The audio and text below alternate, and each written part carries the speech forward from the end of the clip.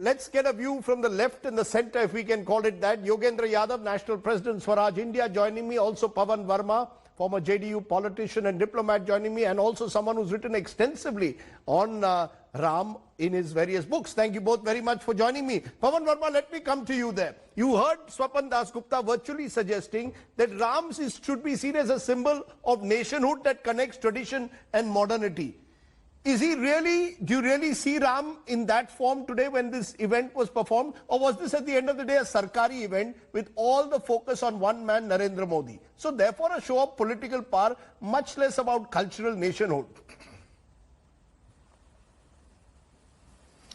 I think, Rajdeep, that is where the secular critique of what has happened today goes wrong. I don't believe that if a temple at this city, Ayodhya, at a place where millions upon millions of Hindus believe that he was born, after decades of acrimony, or pursuant to a Supreme Court judgment now is built, we are in a sense doing something which breaks with or is necessarily repugnant to, antithetical, hostile to the India that we have. Ram is not a Sarkari deity. Ram is a beloved deity of millions upon millions of Hindus and others who consider him a symbol of ultimate rectitude, Maryada Purushottam Ram. But today was not. But, but that's in the textbooks. Sorry to interrupt, but what I am referring to what we saw today. Today the focus was on a sense of political power. With the entire sort of event almost, you say Ram is for all, but on the stage are only Sangh Parivar leaders. Is this a Sangh Parivar temple or a Ram temple? No, you can cavil about or ask a question about who all should have been included. There were limitations on that. But obviously you have to have people included who have fought for the or believed in the fact that a temple needs to be built on this spot. Now you can broad base it through other means, and I think in a sense, Rajdeep, and you may agree with me, the Prime Minister in his speech looked upon Sri Ram as a symbol of the unity of the country. In the description even of Ram Rajya, in Tulsidas's Ramcharitmanas, is Sab Nar Karahi Paraspar Preeti. It's about all the citizens having mutual affection for each other. Now, if what has been done today is used by certain sections to, in a sense, weaponize Ram and use him for irrational anger or unwarranted vengeance or unnecessary violence, it must be condemned. But Ram stands for the Saumya Ras. He is the quintessence of equipoise, of equibalance, of equanimity, of judicial conduct. And therefore, he is not born today. Valmiki's Ramayana has been dated several centuries, if not millennia, before the Common Era. Let me take what you are saying. He is a symbol of devotion and faith. So you believe Ram remains a symbol of devotion and faith, even if at times he may be an instrument for political power. Yogendra Yadav, I want you to respond, because you saw the Prime Minister shift almost the narrative from Jai Shri Ram to Jai Siya Ram. Do you really see that distinction? Can we draw it as Swapan Dasgupta and even Pawan Varma to an extent seem to suggest that Ram is universalizing, embracing, given the manner in which we've reached this stage here on August 5th, 2020, the rather bloodied history that has led to this point? Rajdeep, I would entirely agree with one part of what Pawan Varma is saying about attributes of Lord Rama, about what Rama stands for in our culture. Of course, he has exactly the kind of virtues that Pawan Varma is describing, and it goes even beyond the normal Hindu belief, because there are so many non-Hindus who have celebrated Rama. But I'm very surprised that Pawan Varma believes that what was celebrated and ritualized today were those virtues. I don't know how. He's normally an astute political analyst. Normally he can see with both his eyes on what's happening on the ground. To my mind, what has happened today has very little to do with religiosity. If it was a ritual, I would say it was a ritual of conquest. That is how it was presented. That's not how it should have been. If the Supreme Court has given an order, whatever I may think of that order, if that order is implemented, I should not be taking objections to that. But what we witnessed today was not that. What we witnessed today was neither a celebration of the spiritual virtues of Lord Rama. I thought more than Pawan Varma, at least our friend Swapan Das Gupta was more candid and honest. I think we should discuss some of his opinions. What we witnessed was neither that nor simply a fulfillment of legal requirement. What we've witnessed today was a fusion of multiple layers of power. There was a state power, the Prime Minister of India. I do not know why a Supreme Court mandated decision about disputes between two parties should bring in the Prime Minister of India. Second, there was the BJP as a political party, RSS as an affiliate. Third, there was a religious authority which was joined in, and there was, of course, a media power celebration and everything of that kind. So what we witnessed today was fusion of powers, which is what should be questioned, which is what we should think about. But before I leave on this, Rajdeep, I just want to say, I would not wish to waste a big day like this simply questioning what the BJP or Mr. Modi said or did today. I would just quickly mention three big things that we should remember this day. Number one, secularism as we have known it is dead. Number two, its death has vast popular mandate. Large number of people actually participate in it. And number three, those who are responsible for the death of secularism are not just BJP and RSS. Secularism's official custodians, political and intellectual, are primarily responsible for the death of secularism.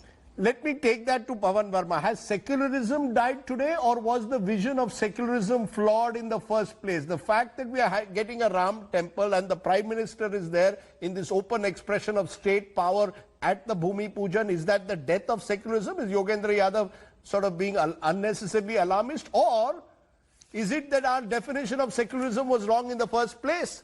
Or are we seeing majoritarianism finally here, the idea of a Hindu Rashtra? You know, I sometimes wonder, and Yogenji is somebody I respect, this whole business of secularism being dead, if after 136 years of pursuant to a Supreme Court judgment, a temple is built for Sri Ram, I think it is really making an inference which is not warranted by facts. And let me talk about secularism a little, if you will give me a minute more. You see, what has happened, Rajdeep, over the history of the Republic is that a lot of so-called reflex secularists have been scoring self-goals after self-goals. When Dr. Rajendra Prasad was to go to Somnath for the inauguration of the restored temple, why was there an objection? Because secularism has never been defined in our constitution in the Protestant European sense of a complete separation between religion and the state. Dr. Rajendra Prasad said, I'm a practicing Hindu and I cannot cut myself away from my faith, but to assume that because he went, he will now become communal is precisely what reflex secularists said. When Shah Bano case was overruled, secularism did not die. When Hindu personal law was amended and Muslim personal law was amended, secularism did not die. When the entire secular lobby kept a deathly silence, when lakhs upon lakhs of Kashmiri Pandits were forced to leave the valley, secularism did not die. My question to you is that today we need to revisit the notion of secularism while respecting and emphasizing the respect of all faiths. I know that there is a situation in our country where among certain establishment historians, no, Rajdeep, let me complete, this is important. There is a phobia of the word Hindu in the name of secularism. If I am a student of history and I have written a lot on Hindu religion and philosophy, if you say, as Gurcharan Das also witnessed, if you say that you are researching or investigating or exploring the possible refinements of ancient India and begin to mention some of them, the reaction usually of reflex secularists is that you are tantamount to being communal. Now this is a period, 4,000-year period of our history. There was in this country an establishment of left-oriented historians who, in my view, have neglected that part of our history, and we are seeing the backlash today, who have neglected that part of our history and associated it simply with superstition, prejudice, ritual and obscurantism. Should the failings of that reflex, should the failings of that reflex secularism be replaced by what some see as therefore political majoritarianism? That's the question. Nobody denies the failings of reflex secularism. Now, that's a good question. Should it be therefore, very quickly here, Pawan Varma, should that be replaced by the idea of a Ram temple as a symbol of the power of the majority? Certainly not. And I would say that if we look at secularism objectively and seek to correct it without appeasement of any section for vote bank politics and respect for all faiths, I believe it should not lead to Hindu majoritarianism in our republic. And we should fight every attempt to make it so. That is what we are conjoined upon to, but because of the fear of that, to condemn everything that happens, which has a prefix of the word Hindu on it, if it deals with a Hindu god, I believe is committing folly. It creates unnecessary antibodies in a system which feel that for some reason or the other, a great part of our history, culture, civilizational legacy have not been given their due, and even where a temple is concerned, where was Muslim liberal opinion? Who spoke to you privately and said this mosque, we can easily build another one. If crores of Hindus believe that their most popular deity was born here, we should make an adjustment. Why did they speak only in private? Why could not they speak publicly? Why has Muslim opinion been hijacked by the All India Muslim Law Board? Personal law board? All good points to which I want Swapan. We need to ask ourselves today. So secularism is dead because we build a temple. This is the simplicity. This is the simplicity taken to absurd lengths. Okay, therefore let Yogendra Yadav have the final word. It is simpliciter to say secularism is dead because a Ram temple is being built in the manner that it is. Rajdeep, I think my friend Pawan Varma is badly missing someone from the Congress. If you had put someone from there, the trouble is that you can't even put someone from the Congress. So maybe he's missing a left Nehruvian, which I'm not, as you know. So he's missing someone else, and all his punches are in some weird direction, which I don't understand, because this is exactly what I have criticized secular politics for. And before he spoke, I had said that custodians of secularism are responsible for cutting off from the traditions of this country, from cultures of this country, that therefore we need better connect. And of course, to object to a temple of Lord Rama would be obnoxious. Why should we object to that? That is not the problem. But if in what is being done today, from those lofty ideals to what is happening on the ground, if Mr. Varma does not see any slippage between the two, I can only say I'm truly astonished. I would, of course, privately begin to speculate about Mr. Varma's political trajectory, but I wouldn't do that here. I think what is happening on the ground, if this is not majoritarianism, if this is not majoritarianism, Mr. Pawan Varma, what is political majoritarianism? So define it for me. Define it for me, Yogendra Yadav. When you say that that what August 5th, 2020 marks the rise of political majoritarianism, define it for me. What is being done here is to say, and in fact, I thought Swapan Das Gupta was quite candid about all these things. What we are witnessing is a simple assertion of brute power. We are in majority, we shall decide, and as you correctly pointed out, no one has the courage to punish those who who did what is a criminal act in 1992. And if everyone believes that Supreme Court had complete free will in this country to decide the Ram Janam Bhoomi case any which way, I do not know which country they are living in.